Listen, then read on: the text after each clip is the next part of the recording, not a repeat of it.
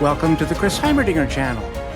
Today I wanted to discuss a little known revelation that exists in the history of our church. This isn't the kind of revelation that was written down and that we can find in the Doctrine and Covenants. We just have reports that it took place.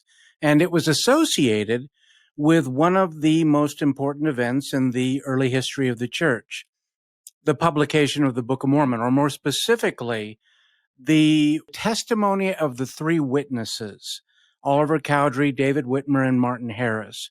It was reported that when they were shown the text of that document, and who knows who wrote that text, I assume it was Joseph Smith, probably with Oliver and David and Martin behind, looking over his shoulder, whatever. But when it was shown to them to sign, the way that it's described by the witnesses is that they demurred. They demurred from signing it. Can you imagine that?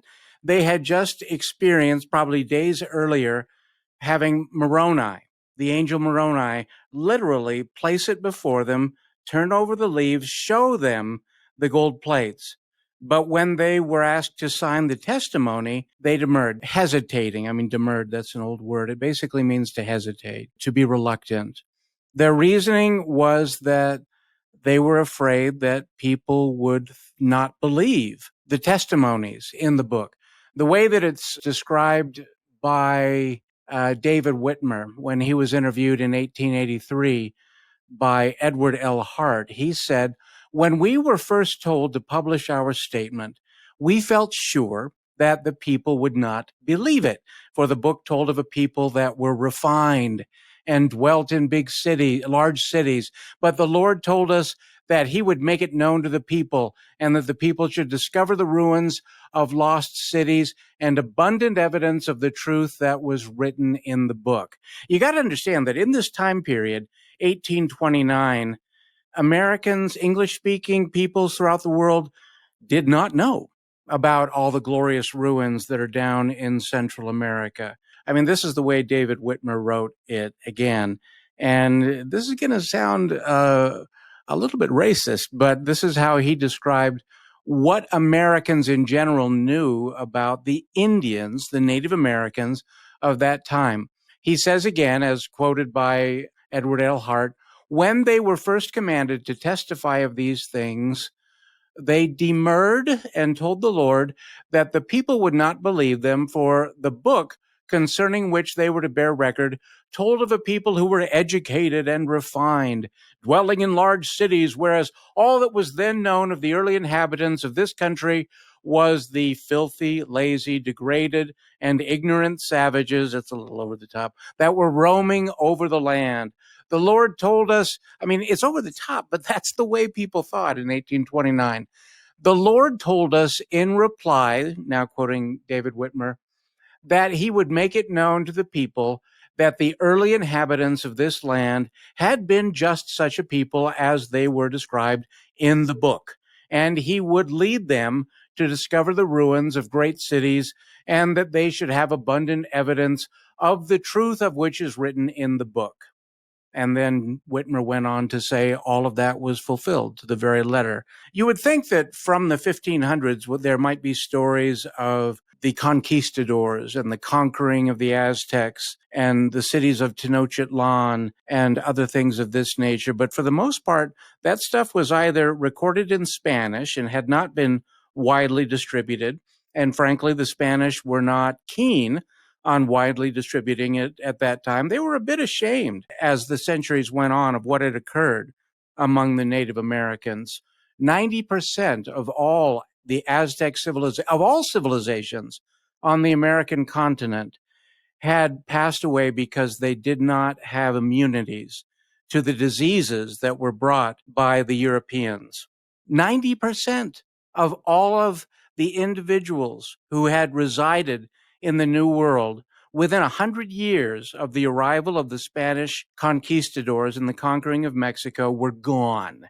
So all that the Americans had to look at were the Indians that survived, and those Indians obviously had not created buildings and temples. They didn't have writing systems of glyphs and highways and big fortifications. The people of the Americas knew of mounds. And then they knew of the people themselves. And the three witnesses demurred from signing the testimony because they feared what the people would say.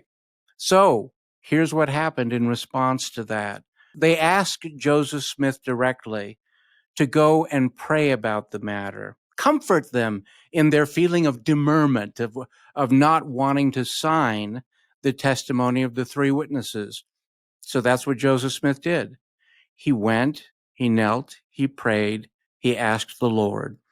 And the report came back that the Lord said, as soon as this book is published, evidence will start to come forth. The earth will speak, and we will understand that the descriptions that are provided in the Book of Mormon of advanced, sophisticated civilizations would start to become known throughout the world. Now, that happened pretty quick.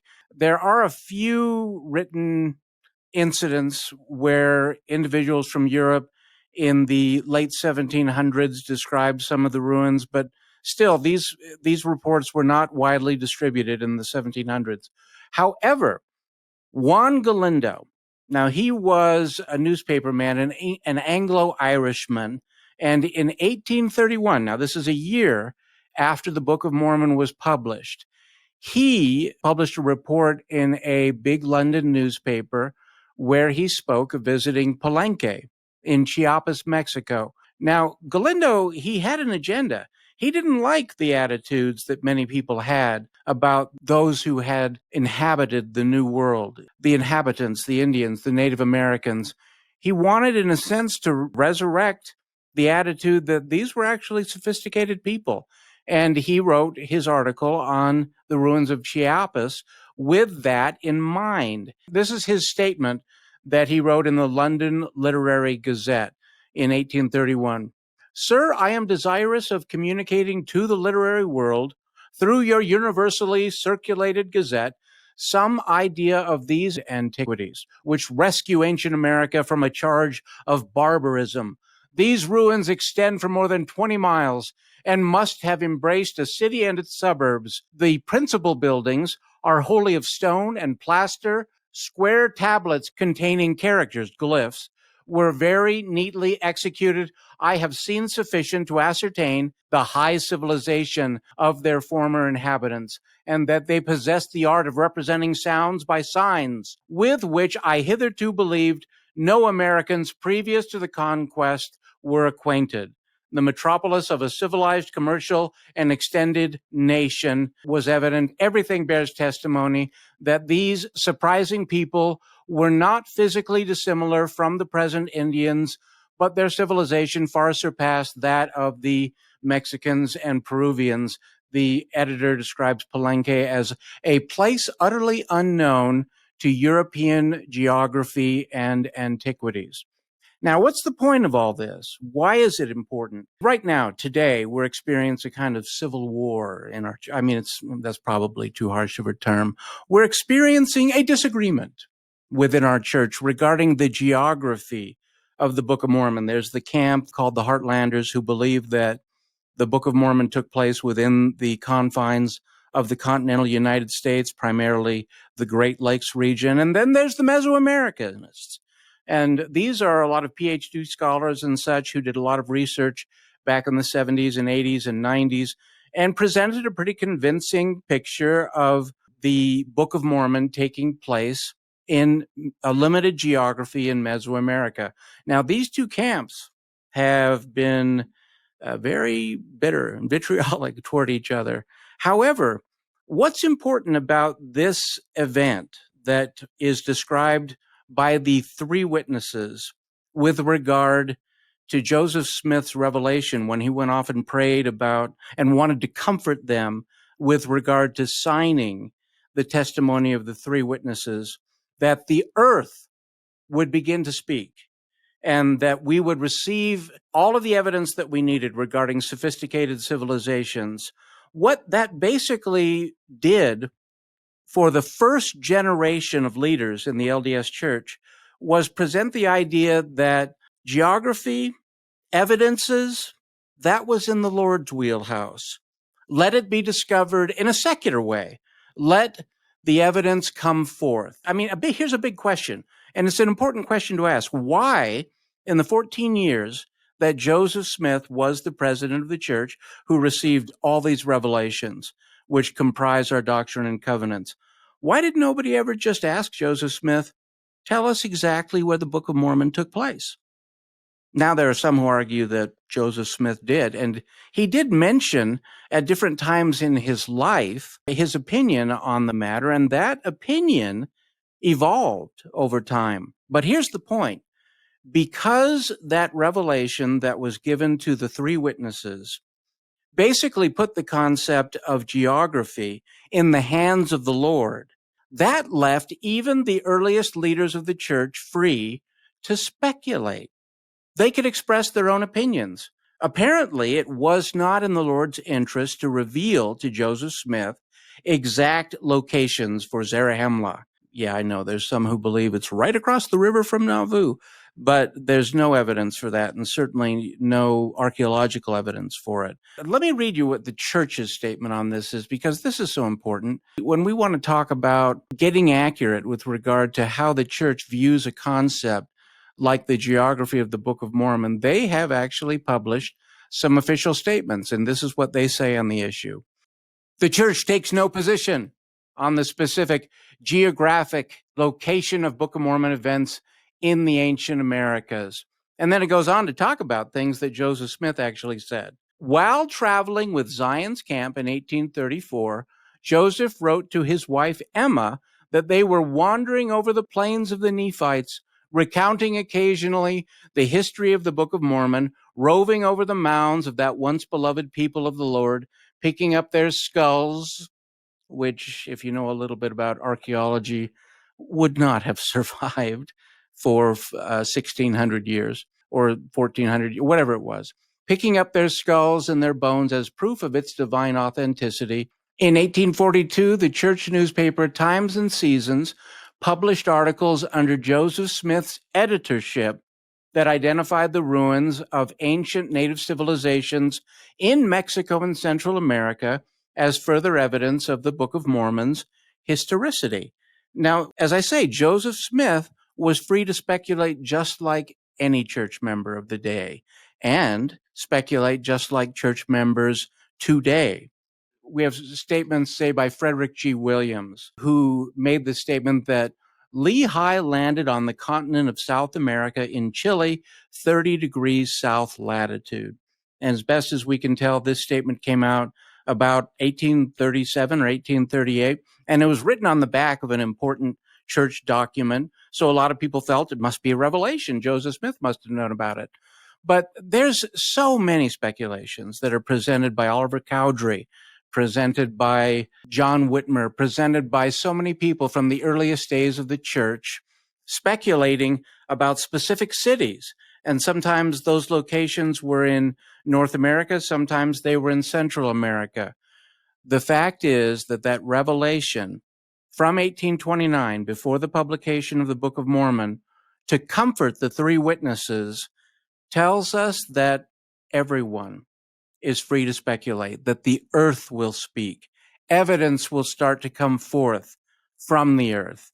And that's the most important understanding that people can gain if they want to explore the geography of the Book of Mormon, is that it's going to come out in a secular way, not by revelation. The church acknowledges that there has been no specific revelation on the matter, and so they take no specific position. But it's important to understand that the attitude of the American people in general in 1829 was that the Native Americans were savages. They did not develop high civilizations. And that started to change immediately after the publication of the Book of Mormon, exactly as Joseph Smith had promised the three witnesses. In Missouri in 1833, in the church periodical, which was edited by W. Phelps and Oliver Cowdery in Missouri, they discuss the article written by Juan Galindo in 1831, which talks about the discovery of ancient ruins in Central America, speaking specifically of the site of Palenque.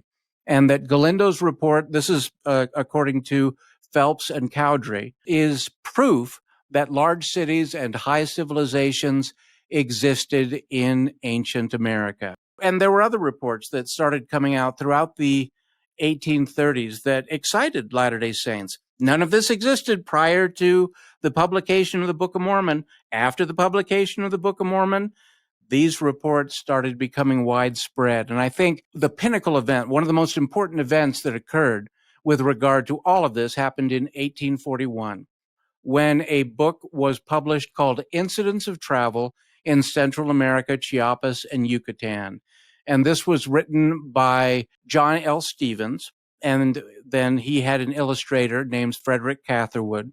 And they did this in 2 volumes, wherein they illustrated the ruins of Copan and Palenque and Uxmal. Now, this thing was the best-selling book written in English on both sides of the pond in America and in England and other parts of Europe.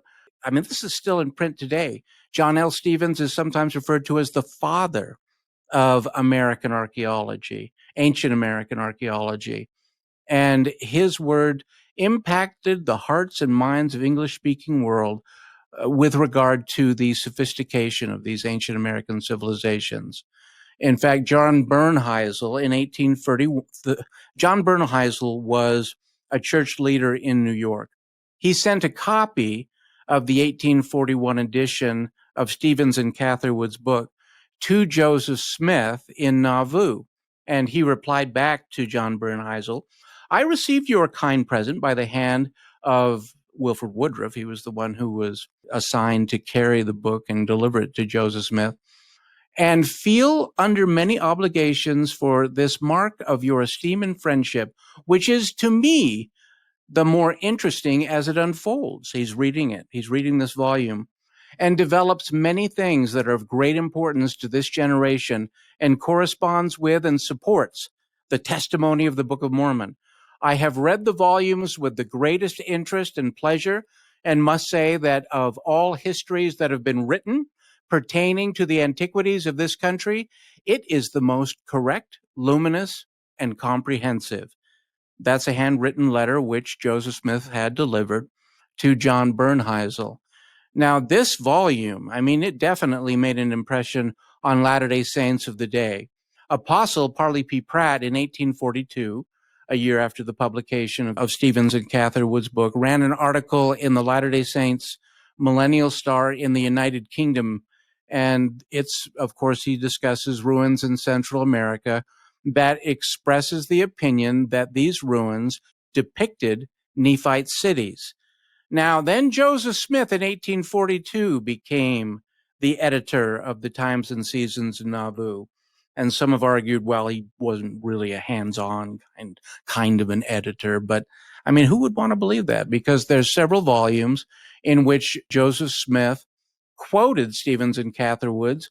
And in his editorial, he wrote that they were proof that even the most incredulous cannot doubt of the Book of Mormon. Now, they weren't trying to specifically necessarily tie the Book of Mormon to specific locations. They were just saying that the magnificent ruins of Palenque and Copan and others were evidence of sophisticated civilizations like what the Book of Mormon describes, the mighty works of the Nephites.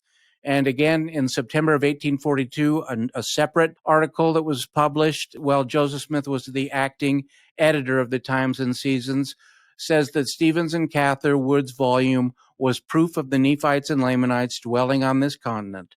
The Lord has a hand in bringing to pass his strange act and proving that the Book of Mormon is true in the eyes of all the people.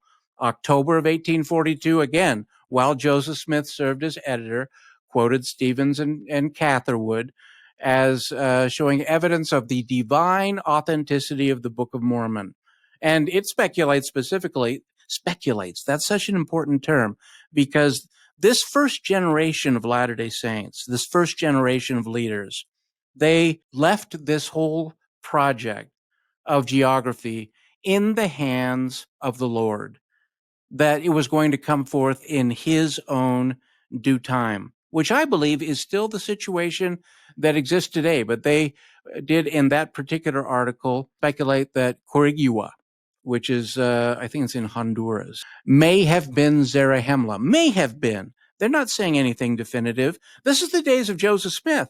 Joseph Smith could have received a revelation and definitively identified that this is Zarahemla or Nephi or another great city, but that's not how it worked. Later, John Taylor and Wilford Woodruff became editors of the Times and Seasons. No, they're not Joseph Smith, but they were future presidents of the church. And they also referred to Stevens and Catherwood's incidents of travel as evidence of the Book of Mormon's authenticity. In May of 1843, keep in mind, still during the period when Joseph Smith was with us, the Times and Seasons reported when the Book of Mormon first appeared, the Book of Mormon was considered wild speculation with some of its descriptions of high civilization. But ancient ruins in Central America showed that the Book of Mormon people were a literate high civilization. Again in 1843. So when the Book of Mormon first made its appearance among men, it was looked upon by many as wild speculation. I think I'm actually still quoting from the same article. The inhabitants of this continent were and always had been a rude, barbarous, wraith, uncouth, unlettered, and without civilization. That's how they felt before 1829. But recent developments have proved beyond a doubt that there was ancient ruins in Central America which, in point of magnificence, beauty, strength, and architectural design, would vie with any of the most splendid ruins on the Asiatic continent, just referring to the Old World. And then again in October 1843, again under Taylor and Woodruff, they said Stevens and Catherwood had proved, that was their word, that America was once peopled by a highly polished, civilized, scientific race with whom present aborigines could not compare. In January 1844, 6 months before the prophet's death, the Times and Seasons, again under Taylor and Woodruff, said that in 1829, ruined cities and buildings were virtually unknown in the New World among the Native Americans. People did not believe that high civilizations had ever existed in the New World, nothing that would ever compare to the Pantheon in Greece or the Colosseums of Rome or all of the other things that were so widely known and celebrated by Europeans. The belief of advanced civilizations was pronounced a humbug. And then he cites Stevens providing a flood of testimony supporting the Book of Mormon. Every day adds fresh testimony to the already accumulated evidence on the authenticity of the Book of Mormon. At the time the book was translated, there was very little known about the ruined cities and dilapidated buildings. The general presumption was that no people possessing more intelligence than our present race of Indians had ever inhabited this continent. And the account given in the Book of Mormon concerning large cities, civilized people having inhabited this land was generally believed and pronounced a humbug. Stevens, in Incidents of Travel in Central America, has thrown a flood of testimony. There's so many quotes that discuss, in essence, how this first generation of church leaders felt about the issue of geography. They weren't seeking revelations from Joseph Smith regarding the exact city, battleground of whatever. This was a strange statement which LeGrand Richards quoted in 1946. He had just been called as the presiding bishop of the church.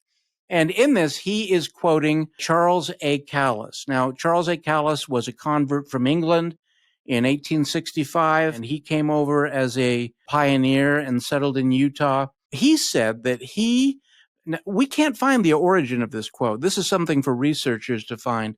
But he said, I heard Brother Callis once say, when Joseph Smith received the plates, he got down on his knees before the Lord and said, "O God, what will the world say?" And the voice of the Lord came to him, "Fear not, I will cause the earth to testify of the truth of these things."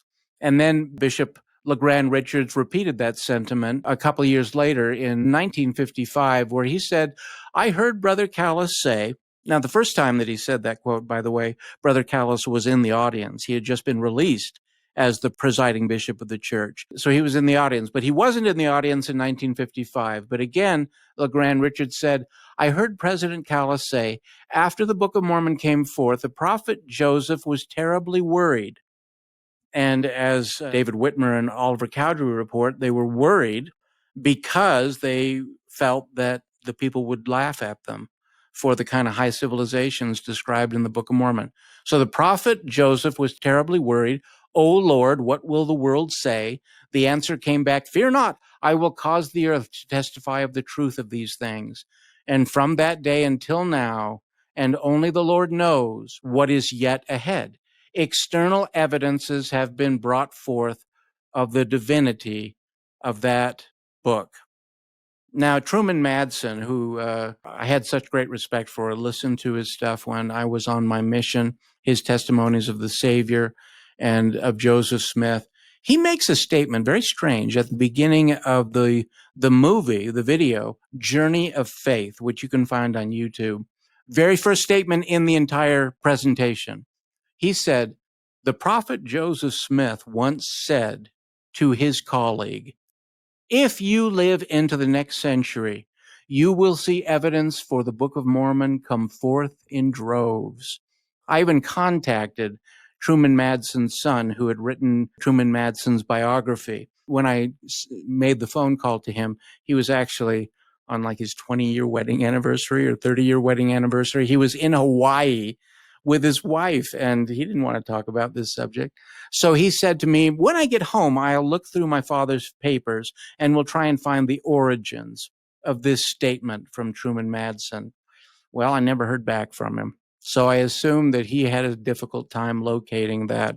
The point is that in that very first generation of church leaders, it seemed to be widely understood by the leaders and the church membership that we're not going to have the Lord give us specific locations for the events in the Book of Mormon. Let the earth speak.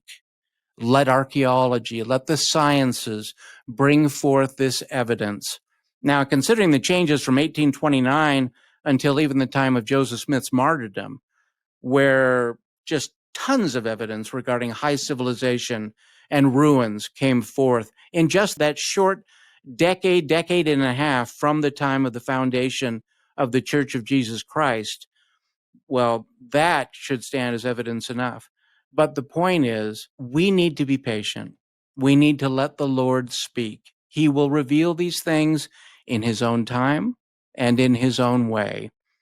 Thank you for listening to this, my first podcast that I've given in about a year.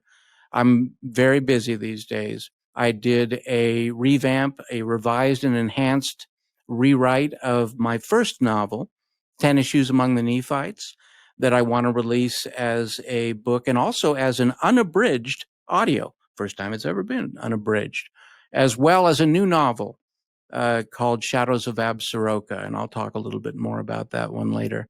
I know people want the next 10 issues book, and I do hope that I can work on that and start giving it time every day and get that completed. Right now, having a bit of a conflict with my publisher, and that slowed things down.